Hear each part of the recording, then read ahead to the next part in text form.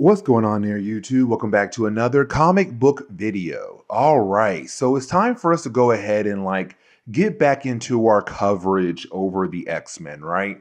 And so we're going to pick up with Excalibur. Now, here's the thing, because we're going to sit down and talk about a storyline involving a character I'm kind of tired of seeing. I don't really hate the character. It's kind of he's just okay. But it's also bringing up the possibility of the end of a relationship.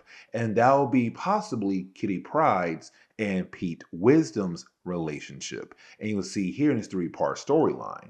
And matter of fact, as we get into the opening pages of the storyline, we are quickly reminded of an earlier storyline where, when it comes to the character Lockheed, the pet dragon that belongs to Kitty Pryde, he has been haunted by these many creatures across Muir Island. And the problem is for Lockheed is that he wasn't really able to communicate what he was going through to the other members of Excalibur. But we're now seeing these many versions of Nightcrawlers. Now, technically, this is not the first time they had appeared in Marvel Comics. They had appeared in a different storyline that we did not cover because when it came to my coverage over the X-Men, we had started with the Mutant Massacre. That storyline came out before the Mutant Massacre storyline. You'll see what it is here in a moment, but now we switch over to Kitty Pryde and also Nightcrawler. Now, when we do, it's the two characters at the moment going through a fun training session and their version of the Danger Room on Muir Island.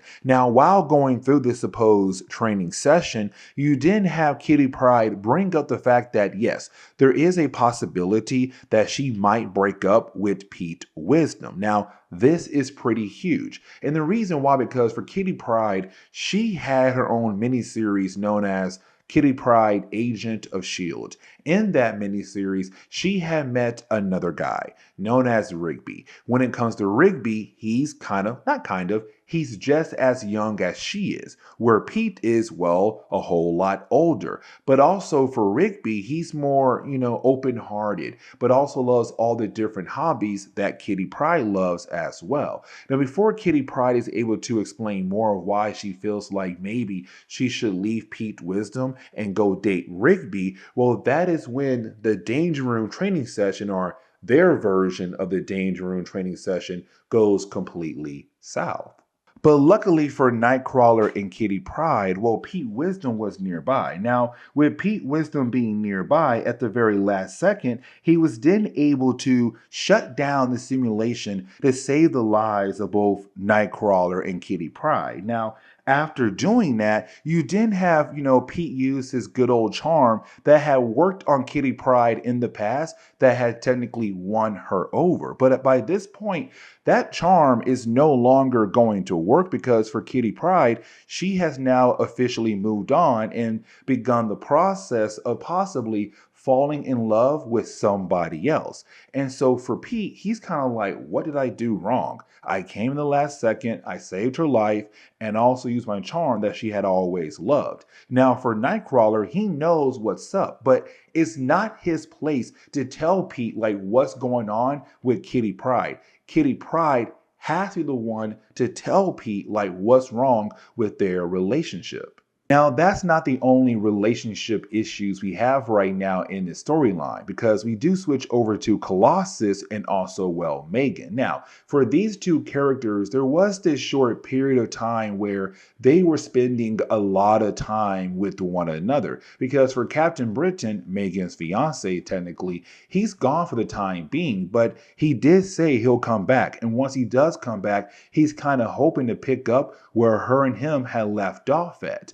The problem is that while spending time with Colossus, Colossus had begun the process of kind of falling in love with her.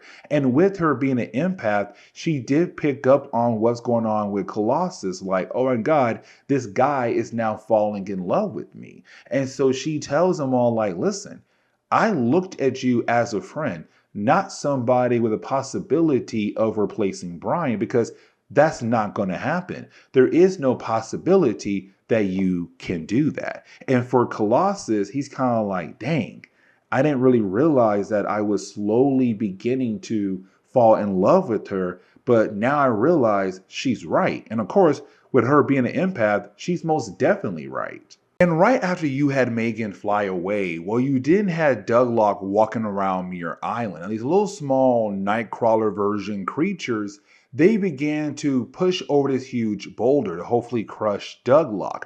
Now, Douglock, he does scream out for help, which for me personally, I'm kind of like, Douglock can't find a way out of this situation. Okay, you know what? Fine, whatever. But you did have Colossus at the very last second come in and save Douglock's life. Now, after that is done, you then have Colossus and also Douglock kind of wondering, okay, what exactly is going on here? But also, when it comes to these small versions of Nightcrawlers, when they do teleport, they also had the same kind of smell that Nightcrawler does when he teleports as well. And so for our heroes, at first, they're kind of like, it can't be Nightcrawler. And matter of fact, they do regroup with Nightcrawler. But it's Nightcrawler kind of beginning to realize what could it possibly be when it comes to, Douglock almost being killed off earlier. But the same goes for Kitty Pryde and Nightcrawler in their training session. But before we get our confirmation, we switch back over to Kitty Pryde because she's freaking out at the moment. And the reason why, because she can't find, Lockheed. And so for Pete Wisdom, he wants to have a conversation with his girlfriend like, hey, what's going on with us? Like, forget about your pet dragon for a tad bit here and talk to me, because honestly, we got to sit down and figure out what's going on between us. Now, it does look like that this is Kitty Pryde beginning to tell Pete Wisdom what's going on with her and also their relationship. But then the little stuffed animal she's holding at the moment comes to life. And this is where we get our official callback. See, these small little Nightcrawler creatures, they are called Bamfs, and they come from the well at the center of time. You see, for the Bamfs, they had first appeared in Uncanny X-Men issue number 153. Now, in that storyline, when it came to the Bamfs, they were created by Kitty Pryde. Let me explain. You see, you had Kitty Pryde one time tell a story over to Ileana, the younger sister to, Colossus. Now, while telling this story to Ileana, which is a young girl, Kitty Pryde had no idea that the story she was telling was actually creating a world in Marvel's multiverse, where the Bamfs are technically real. Now, for Nightcrawler, he did have a run-in with the Bamfs in a different storyline. I want to say his own miniseries he had prior to the Mutant Massacre storyline. But either way, the Bamfs are now here on Earth. Now, the reason why the Bamfs are here is because they're jealous of Lockheed. And that is why you had in the last few storylines kind of messing with Lockheed. And the reason why, because Kitty Pryde created the Bamfs. They love Kitty Pryde, but Kitty Pryde kind of forgotten about them and only focused on Lockheed. And so now their main goal is to terrorize Excalibur. Now for Excalibur, their main goal is to get into the universe where the Bamfs belong and hopefully take them back there. But then you have our heroes be confronted by Nightmare. And we have talked a lot about Nightmare before. Nightmare being a fear lord, he controls the Nightmare realm, part of the dream dimension. Like, we have talked a lot about Nightmare. But with him now returning once again in one of our X-Men videos, of course, this time is him just giving each member of Excalibur a nightmare to basically go through. So like, for example, when it comes to Nightcrawler, his nightmare is really more based around the idea of not being a great leader. And the reason why, because in his nightmare, he's being forced to relive the moment where it was Charles Xavier coming to Nightcrawler and trying to recruit Nightcrawler into the X-Men. But on top of that, in this nightmare, the roles have been switched. So instead, it's Nightcrawler watching Charles Xavier trying to run away, but run away from Bastion. Now, the whole point of this nightmare is really more the idea of Nightcrawler being scared of not really being a great team leader.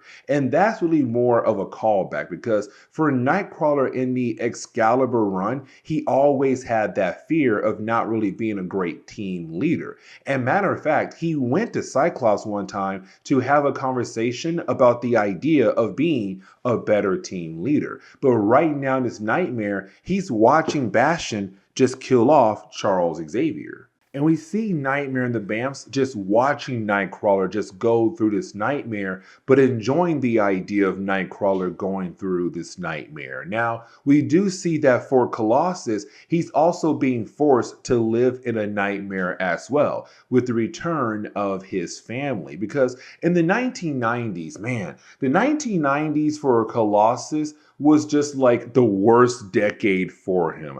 And I don't mean like all the stories are bad or anything. I really mean more of like for the character. Like he lost a lot of people. He lost his little sister. He lost his parents. And matter of fact, he had believed for a long time that his brother was dead. And then out of nowhere, his brother came back to life and died like 2 more times in the 1990s. Like for Colossus, the dude had went through the ringer. But in this nightmare, it's him right now watching his family come back from the dead, and they're not really here to be with him. They're here in this nightmare to bring him down with them, basically killing him off or trying to. And we do begin to see glimpses of the other members of Excalibur and what their nightmares truly are. Like, for example, for Kitty Pryde, it's the idea of reliving the moments where it was her parents just constantly arguing and leading up to the point where they had officially gotten divorced. And that really did a number to her. And for Douglock, his nightmare is really more based on the idea of the Phalanx Covenant storyline. Because remember, for Douglock, he was built off the dead cells of Doug Ramsey. And when it came to the Phalanx, they were not really able to absorb mutants and add the mutants into their hive mind because of the mutant gene. And so for Douglock, because he was built off the dead cells of, well, Doug Ramsey, a mutant, well, for Douglock, he was able to break away from the hive mind. But in his nightmare, it's him right now being forced to rejoin the hive mind. Now, when it comes to Megan's nightmare, I'm a tad bit confused about hers. And honestly, if you have an answer to what her nightmare truly is about, please tell me down below in the comments section because, occasionally, sometimes there's some things I might not be able to understand because I'm a human. But anyways, for me, I kind of feel like for her, it's about the idea of guilt. Like the book says she's guilty. And I'm wondering that does she feel guilty because she's hiding her true form or the possibility that she's really guilty about her relationship with Colossus? But there is one member of the team that Nightmare truly can't get to, and that would be Pete Wisdom. Now, for Pete Wisdom, it's the whole idea that he can't be broken because this man had faced so many different things in his past that he made sure those things are in the past and being able to push forward in his life.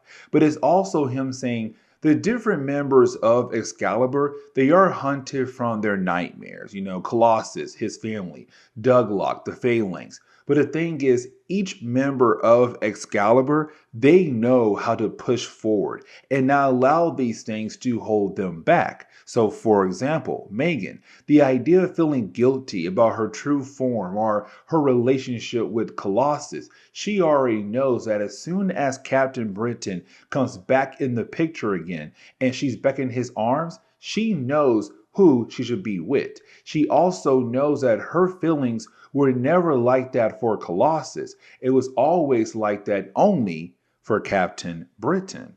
And for Colossus, this is a man who had been worked through the idea of losing his family. Yes, it did haunted him for years on years, but he was able to work through it. But it's also the idea that Colossus is a man with a big heart. And so he has overcome the demons in his mind and the fears of failing his family and the idea of losing his family and continue on to be the great artist that he truly is. And for Douglock, it's really more the idea that he left behind the Phalanx, that he made sure to burn all connections he had with the Phalanx so that he could have a fresh start with a brand new life, the way he wanted to live his life. And so for him, he's no longer truly being haunted by his past with the idea of the Phalanx. And for Nightcrawler, yes, he does feel like he's not a great leader, but at the same time, he knows that he has to keep pushing if he wants to be able to carry on the dream of Charles Xavier, the idea of mutants and humans living together in harmony. And so you have Nightcrawler being able to overcome his own doubt. And finally, for Kitty Pryde, it's really more of Pete Wisdom unfortunately finding out that he may have to break up with Kitty Pryde. And Nightmare knew that even though the rest of the members of Excalibur were able to break free from their nightmares, that Kitty Pryde will too, but Pete has to watch her break through it. And for Kitty, it's the idea that with her being with Pete, she's forced to grow up, be in more a mature relationship. And she's a young girl. She's forced to grow up faster than she should. And his Nightmare saying that if you continue to try to have this relationship with her, then unfortunately, when she grows up, she'll be somebody who's not really able to tap into their emotions in a safe way. And so now is him saying, you're holding her back. Let her be free. Let her find somebody her own age, but also allow her to grow with her emotions, to learn more about her own emotions.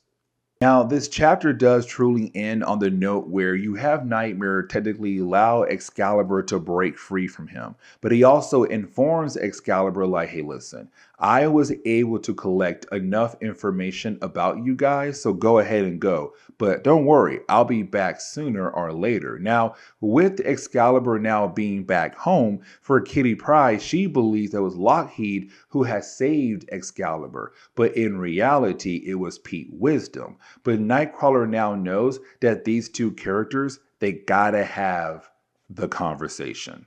And so now we dive into Excalibur issue number 120. Now, with this issue alone, it's of course, the breakup, but not just for Kitty Pryde and also Pete Wisdom, but possibly for somebody else, because as we get into the opening pages of the storyline, we pick up with Douglock. Now, for Douglock, what he's trying to do is access the door where Moira Taggart and Wolfbane are locked behind, because for Moira Taggart, she has the legacy virus. She's the only human right now who has the legacy virus. But she had discovered that when it comes to the legacy virus, there is no actual pattern to it, meaning that it's completely random and will go after anybody, mutant or human, and just kill them off. And so for Moira Taggart, she had locked herself away to hopefully find a cure for the legacy virus. The problem was that Wolfbane, her adopted daughter, had jumped into the room with her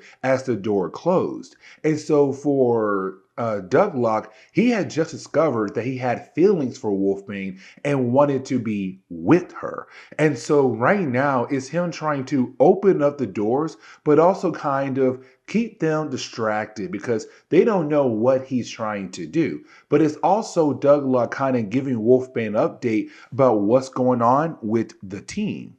So like, for example, we see Colossus right now and also Megan. And remember, in the earlier chapters for Colossus and Megan, Megan said Colossus has feelings for her because she's an empath. She can read his emotions. But it really sounds more of like when it comes to Megan, she has feelings for Colossus and she does not know how to handle these feelings because for Megan, she always only had Captain Britain, but he's gone. And so with him being gone, it kind of left the door open for someone else to come in and technically not on purpose, but it happened. And that person is Colossus. Now for Colossus, he hates the idea that he's somewhat meddling with her heart. But at the same time, though, he's like, okay, you know what? I got to be that friend and help her understand, like, your feelings is just a crush for me. But in reality, you know, your main focus is still Captain Britain.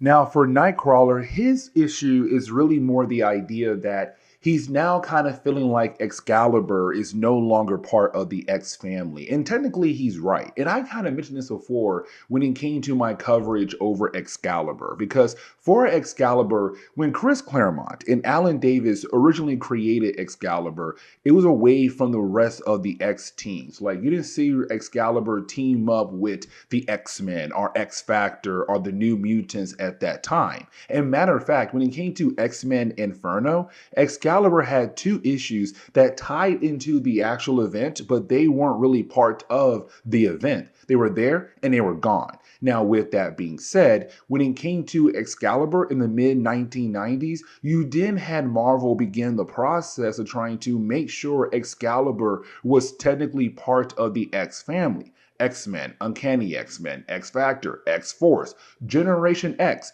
Excalibur. Like, they want to make sure all their X books work together. But then I kind of realized that after I want to say Onslaught, Excalibur was no longer technically part of the X family. And it's Nightcrawler saying like, we don't feel like we're part of the X family, because when Operation Zero Tolerance kicked off, where was X Factor? Where was Excalibur? And really, it's Nightcrawler saying like, why in the world did they not call me? You know, they could use our help when it came to helping out Charles Xavier. So for Nightcrawler, when he calls over to the X-Men's home base, he has no idea the roster has changed to the point where there's Marrow on the team. He's like, who the mess is Marrow? And that kind of leads us over to the big moment, right? The idea of Pete Wisdom and also Kitty Pryde, because for these two characters, it's just Pete walking away. We do know here now that Kitty Pryde has told him like what's going on with her, that she met another guy. Now, she's trying to tell him all like, listen, when I met him, I felt something. It is something I felt that I have never felt with you. But at the same time, it's kind of like Kitty Pryde still wanting to have a conversation with Pete to hopefully work things out with Pete. But Pete's not really trying to work things out with Kitty. He's kind of like, listen, you basically just told me right now that there is this other guy out there that made you feel different than what you do when you're with me. But on top of that, is Pete also saying like, I still think back to what Nightmare told me earlier. Like, I'm holding you back from being able to live a life as a young person and not trying to force you to be, grown up more and everything. And so it's Pete saying, I got to walk away. But that's the problem with Pete, though. Every single time things get rough or hard for him, he's always just out the door. And it's Kitty saying, like, I still love you. Like, I still do, or I thought I did.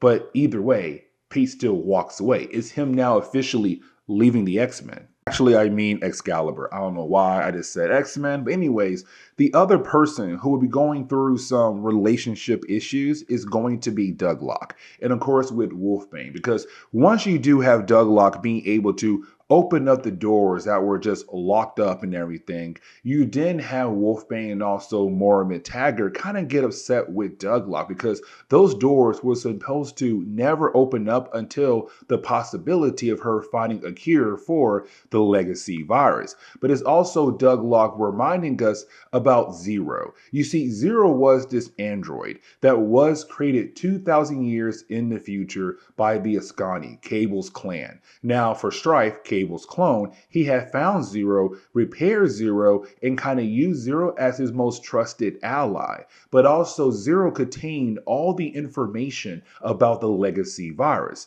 And here's the thing. When it came to Zero, he uploaded that information into Douglock's mind. But for Excalibur, they never tried to access Douglock's mind because they're scared of the possibility that it could technically ruin him, like erase everything about him.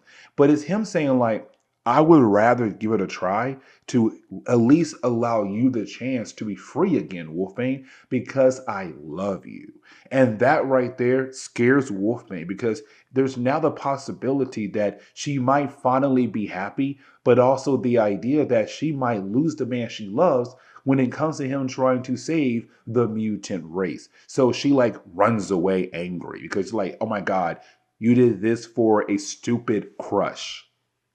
Now we do switch back over to Nightcrawler, who's now having a conversation with Colossus, right? And their conversation, it's really more of like, what should Excalibur do? Like, what can we do to kind of fix things around here? You kind of get the idea that this is once again Excalibur about to go through a change, right? But it's also like, tell you the truth, we're getting to the end of the original series of Excalibur when you had Marvel cancel the book. But anyways, you did have Colossus and Nightcrawler get a call on their private line. And of course, it would be Sabra. Now let's not forget, Sabra is a mutant, but she works for like the Secret Service in Israel. But the reason why she's calling up Nightcrawler and Colossus for the help of Excalibur, because we're getting the possibility of the return of Legion. But that leads us into the ending, right? Where it's Pete Wisdom about to get on his boat and officially leave Excalibur. And it's Megan kind of like, hey, one last time, you're somebody who wants to be loved. You're somebody who wants to be cherished. But the problem is that you keep people at arm's length because of the life you had in the past. But at the same time, you have to move on from your past mistakes and allow people inside. And for Pete, he knows that she's right because all he has to do is turn around and tell Kitty Pryde that he loves her. And then possibly she'll take him back and they can work things out. But for Pete, he can't do that. And so you have Pete just go ahead, go on a boat, and he leaves. And this is where we are going to end today's comic book video. So please leave me a like down below and subscribe. But guys, see y'all next time. Later.